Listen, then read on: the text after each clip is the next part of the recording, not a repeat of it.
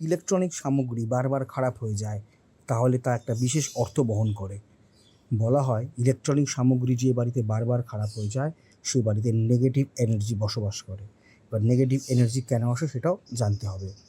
জ্যোতিষশাস্ত্র বলছে বিশেষ কিছু কারণে মা লক্ষ্মী অসন্তুষ্ট হন এবং দেবী লক্ষ্মীর ক্রুদ্ধ হওয়ার কারণগুলি আজকে আমরা আলোচনা করে নেব। বিশ্বাস করা হয় যে বাড়িতে দেবী লক্ষ্মী বাস করেন সেই বাড়িতে সর্বদা সুখ সমৃদ্ধি এবং শান্তিতে পরিপূর্ণ থাকে। এছাড়া পারিবারিক পরিবেশ মনোরম থাকে।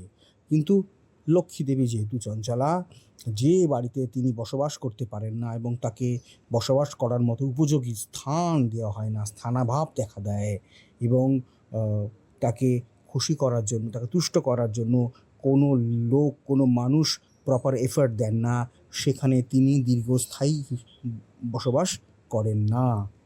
দেখুন তাহলে কি কি ইঙ্গিত আপনি পাবেন মা লক্ষ্মীর এই ক্রুদ্ধ হওয়ার, আজকে একটু আলোচনা করে নিই।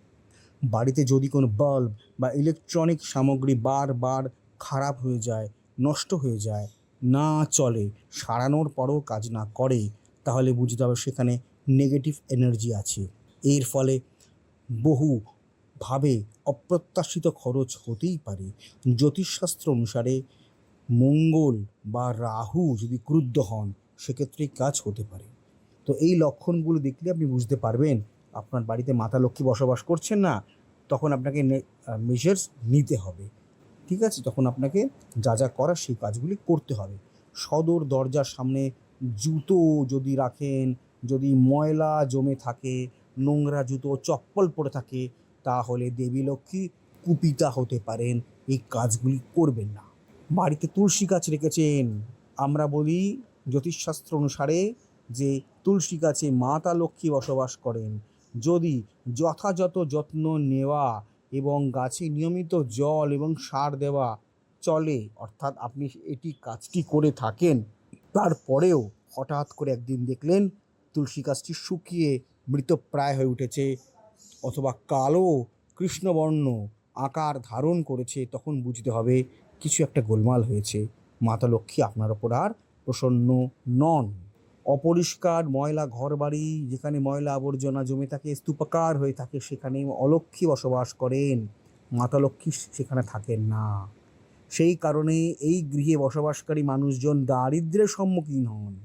ঘরবাড়িতে ময়লা ধুলো মাকড়সার জাল, ভাঙা ঘড়ি, ভাঙা ইলেকট্রনিক জিনিসপত্র, গ্যাজেটস থাকলে তা অশুভ বলে মনে করা হয়। বিদায় করে দিন। জ্যোতিষবিদ্যা অনুযায়ী এমন পরিস্থিতিতে মাতা লক্ষ্মী কুপিতা হতে পারেন, ক্রোধিতা হতে পারেন। তাই আপনার এই কাজটি দয়া করে করবেন না। করলেও ধীরে ধীরে বন্ধ করে দিন। ঘরবাড়ি পরিষ্কার পরিচ্ছন্ন রাখুন এবং ইলেকট্রনিক্স জিনিস যা চলে না, যা অকেজো, যা অচল, যা বর্জিত, তা বাড়ি থেকে বের করে দিন। আরেকটি বিষয় হচ্ছে, বাড়িতে অনেকে শখ করে মানি প্ল্যান্ট গাছ লাগান। এটিকে শক্তি এবং সমৃদ্ধি এবং উন্নতির প্রতীক হিসেবে বিবেচনা করা হয়। যদি মানি প্ল্যান্ট গাছের পাতা হঠাৎ হলুদ হয়ে যায় অথবা গাছটির বৃদ্ধি কমে যায়, তাহলে বুঝতে হবে এটি শুভ লক্ষণ নয়।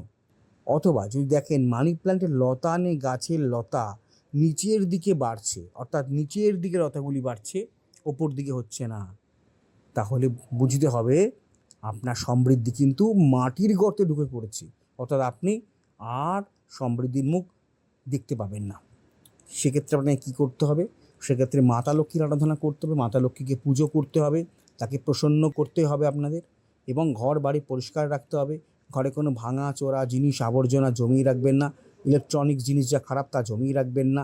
তুলসী গাছকে নিয়মিত যত্ন করবেন, তা শুকিয়ে গেলে তৎক্ষণাৎ সেটিকে প্রবাহিত জলে ভাসিয়ে দেবেন এবং নতুন তুলসী গাছ নিয়ে আসবেন।